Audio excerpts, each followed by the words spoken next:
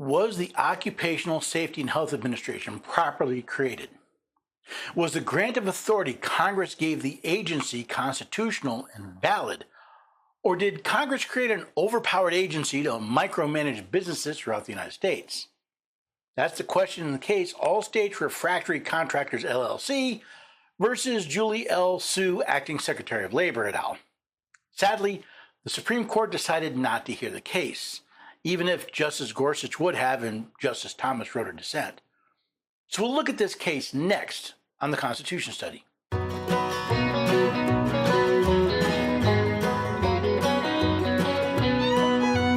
Lovely neighbors and have a few good friends. Every day we're everyday Americans. Oh, every day we're everyday Americans.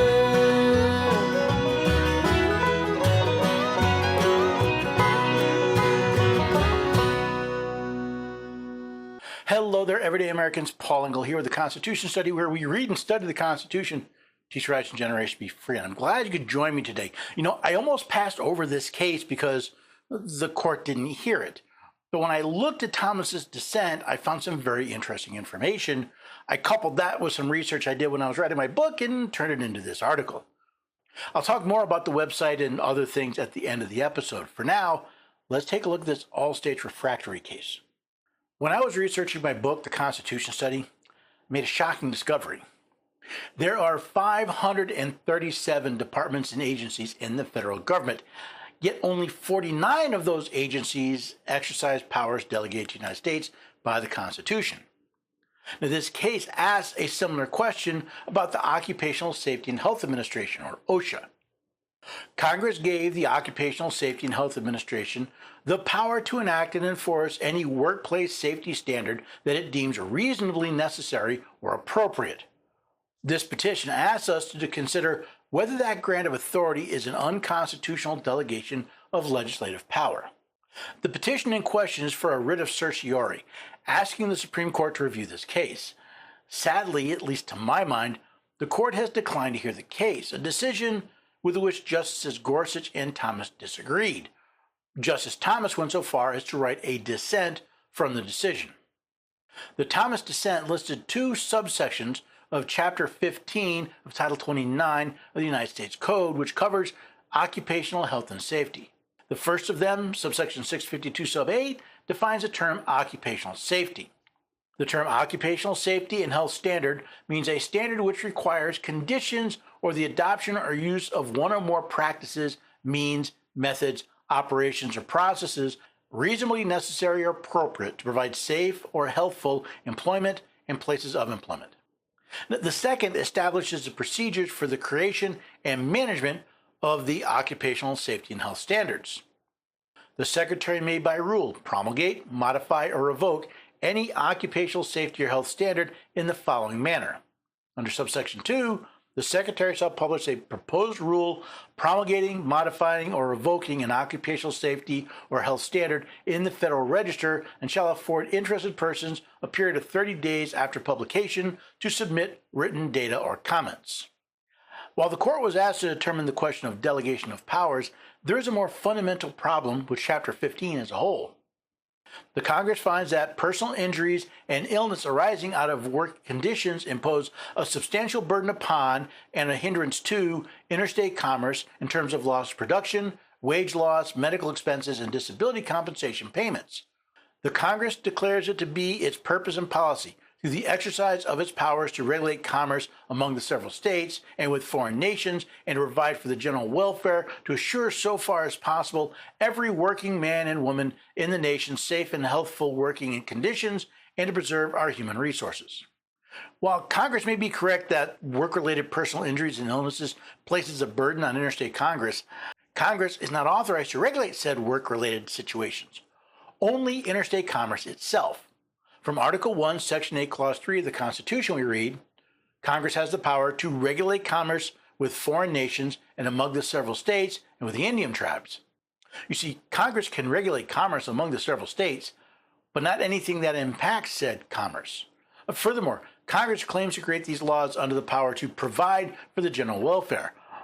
But Congress has not delegated the power to provide for the general welfare as they claim. Read the General Welfare Clause, Article 1, Section 8, Clause 1. The Congress shall have the power to lay and collect taxes, duties, imposts, and excises, to pay the debts, and provide for the common defense and general welfare of the United States. Congress has the power to lay and collect taxes, to pay the debts, and provide for the common defense and general welfare of the United States. Capital U, capital S, a proper noun. The very same proper noun the 10th Amendment uses to say, the powers not delegated to the United States by the Constitution, nor prohibited by to the states, are reserved to the states respectively or to the people.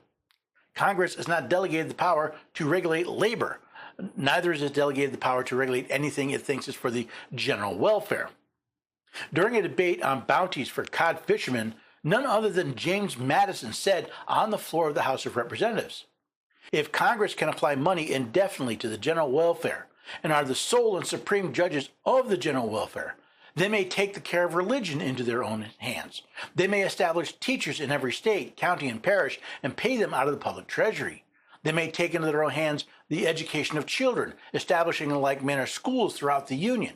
They may assume the provision of the poor. They may undertake the regulation of all roads other than post roads. In short, everything from the highest object of state legislation down to the most minute object of police would be thrown under the power of Congress, for every object I have mentioned would admit the application of money and might be called, if Congress pleased, provisions for the general welfare. The General Welfare Clause was never meant as a catch-all power for Congress to do whatever it thought was for the general welfare of those in the nation. Rather, it seems quite obvious that by its placement in a taxing clause, that the General Welfare Clause was meant to allow Congress to collect taxes to pay for the ancillary costs of its duties, such as paying the salaries of those offices created by the Constitution, maintaining other needful buildings, and providing necessary supplies. Based on this, Chapter 15 of Title 29 of the United States Code was made contrary to the Constitution of the United States. Therefore, as Alexander Hamilton stated in Federalist Papers number 78, no legislative act, therefore, contrary to the Constitution, can be valid. To deny this would be to affirm that the deputy is greater than his principal, that the servant is above his master, that the representatives of the people are superior to the people themselves, that men acting by virtue of powers may do not only what their powers do not authorize, but what they forbid. As I said, this case is not about the creation of OSHA, but of the powers Congress delegated to it.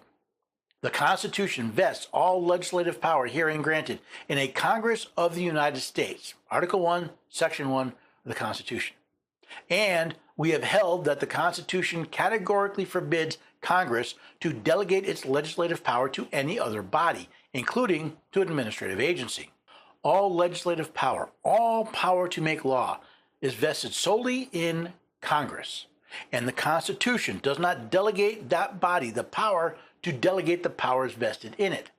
However, the courts don't seem to get tripped up on this particular detail. But under our precedent, a delegation of authority is constitutional so long as a relevant statute sets out an intelligible principle to guide the agency's exercise of authority. If, as the court has held, the Constitution categorically forbids Congress to delegate its legislative power to another body, how can they say that the delegation of authority is constitutional under any circumstance? The answer is by violating their oath of office and placing precedent and politics above the supreme law of the land. The Court of Appeals for the Sixth Circuit upheld the delegation of authority to the Occupational Safety and Health Administration under this intelligible principle test over Judge Nalbandian's dissent. Based on this unconstitutional intelligible principle test, the courts, including the Sixth Circuit Court of Appeals, have set aside the Constitution in support of a political agenda, namely empowering unelected bureaucrats to effectively make law. Since these unconstitutional laws include the collection of fines, fees, and other pseudo-taxes, Congress's dereliction of duty is the very definition of taxation without representation, or as the Declaration of Independence put it, for imposing taxes on us without our consent. The American people's consent, as shown in the Constitution, did not include allowing unelected bureaucrats to impose fees, fines, or any other form of taxation. Since the courts are not delegated the power to simply make up the rules as they go along, Justice Thomas states, I continue to adhere to my view that the intelligible principle test does not adequately enforce the Constitution's allocation of legislative power. Justice Thomas is correct. Since the Constitution categorically prohibits Congress from delegating their legislative power to another branch, these laws are unconstitutional and void. This case is the perfect example, not only of Congress creating the bloated administrative state, but also of the courts placing the imprimatur of legitimacy on their actions. From Thomas's dissent. This case exemplifies the problem. Congress purported to empower an administrative agency to impose whatever workplace-related safety standard it deems appropriate. That power extends to virtually every business in the United States. Congress literally handed over the keys of the regulatory system over to OSHA by allowing them to create any standard they deem appropriate with little if any oversight, review, and certainly no due process. The agency claims authority to regulate everything from a power lawnmower's design to the level of contact between trainers and whales at SeaWorld. Not only does OSHA claim the authority to regulate every aspect of the workplace, but to overrule the Constitution itself. Specifically, Title 29, Section 1903.3 of the Federal Code of Regulations claims compliance, safety, and health officers of the Department of Labor are authorized to enter without delay and at reasonable times any factory, plant, establishment, construction site, or other area, workplace, or environment where work is performed by an employee of an employer. Anyone heard of the Fourth Amendment, which reads, "The right of the people to be secure in their persons, houses, papers, and effects against unreasonable searches and seizures shall not be violated"? Who cares if a search of someone's business is reasonable or not, or if there's probable cause or even due process? This group of unelected bureaucrats claim that the Constitution does not apply to them. And if you refuse to allow them to illegally search your business, guess who gets to review the refusal? Upon a refusal to permit the compliance, safety, and health officer, in exercise of his official duties, to enter without delay, the compliance, safety, and health officer shall endeavor to ascertain the reason for such refusal and shall immediately report the refusal and the reason therefor to the area director. The area director shall consult with a regional solicitor who shall take appropriate action, including compulsory process if necessary. That's right. The very same agency attempting to illegally inspect your business reviews your objection to it. Please notice, none of these powers are recorded in the laws of the United States because they are not law. They are merely regulations impersonating laws and used to destroy your rights. The Occupational Safety and Health Act may be the broadest delegation of power to an administrative agency found in the United States Code. If this far-reaching grant of authority does not impermissibly confer legislative power to an agency, it is hard to imagine what would. Thomas is correct. If OSHA isn't the greatest abuse of power both by Congress in creating it and in the agency by how they wield said power, I don't know what is. I can think of no other act by Congress that so exemplifies the 10th grievance listed in the Declaration of Independence. He has erected a multitude of new offices and sent hither swarms of officers to harass our people and eat out their substance. Just imagine if other agencies had similar discretion.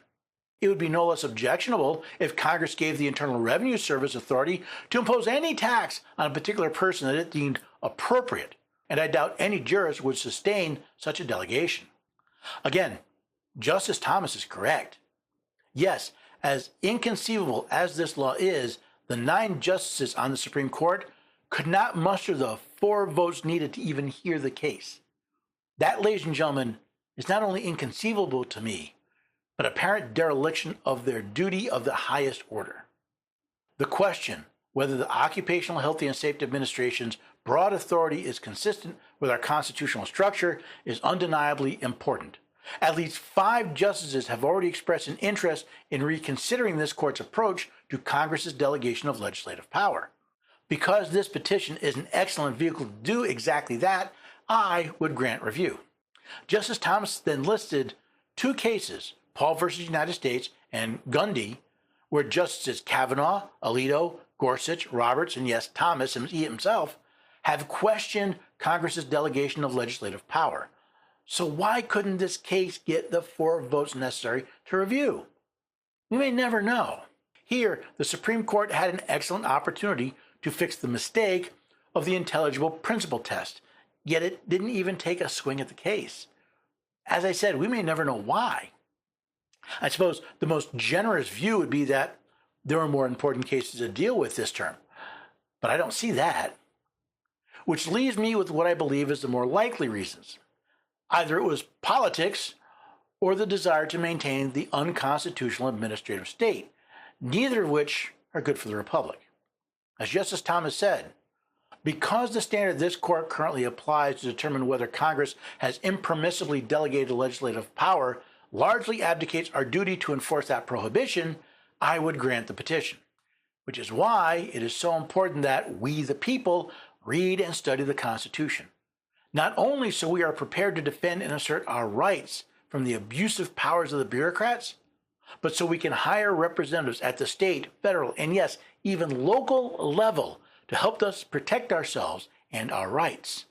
Because as long as unelected bureaucrats have the power to make the rules, we are not a republic, and we are most definitely not free. OSHA, a most obvious agency of evil and villainy. You must be careful, because this agency is literally taken over our workplace. They've thrown out the Constitution, placed themselves above the rule of law, and make us all pay for the privilege. Now, I've had my issues with OSHA for many, many years, but I thought this case, Thomas was right. This was an excellent case to look at the problem, and they whiffed. They couldn't even be bothered. I hope one day we find out why, because the answers I come up with are not very good. All the more reason why we need to learn to defend and assert our rights for ourselves. If you're expecting the courts to do it, they will disappoint you. If you're expecting Congress to do it, they will disappoint you. If you're expecting the administrative state to do it, no chance, none in hell. It's why we need to read and study the Constitution for ourselves. It's why I wrote my book, The Constitution Study, to help people understand the Constitution in plain conversational English to protect themselves from these bureaucrats. And by the way, the others in government that want to take away your rights. It's why I recommend this new course I found called The Miracle of America, which talks about our history, not just the Constitution, but the foundations for it as well. Oh, and since you follow us here at the Constitution Study, you get an entire list free. Just go to constitutionstudy.com/1776 study guide. That's the numerals 1776 study guide to get your lesson absolutely free. Sign up for nothing, take the lesson. If you like the course, you want to take the rest of it, it's just $17.76, not a wallet buster. Again, find out more, go to constitutionstudy.com/1776 study guide. And by the way, if you're going to do this on your phone, may I suggest Patriot Mobile, America's only conservative Christian wireless provider, the only one we got. They don't attack our rights, they support our rights. They support organizations that are helping to protect your constitutionally guaranteed rights, including the Constitution Study. Just go to patriotmobile.com/constitution and find a plan that works for you. You'll get great 4G and 5G coverage using the same networks and towers that the major carriers do. Best of all, if you use the code Constitution at checkout, you'll get activation absolutely free. So again, go to patriotmobile.com/constitution to find a plan and use the code Constitution at checkout to get free activation. Most of all, I'd just love it if you shared this material. I was talking earlier today to a group in my local county, and they were shocked by what they learned in just 10 minutes of me talking to them. That, ladies and gentlemen, is something worth sharing. This is the end of September. Constitution Month is over, but your opportunity to both learn and to share is still there. Knowledge is not power until put into action. You can put it into action by protecting your rights and by sharing it so others can as well. That, ladies and gentlemen, is the true corrective of constitutional abuses. Thomas Jefferson said it. Education. And you can share it. And I hope you come back and join us, and hey, maybe bring a couple of friends the next time we meet here at the Constitution Study. Love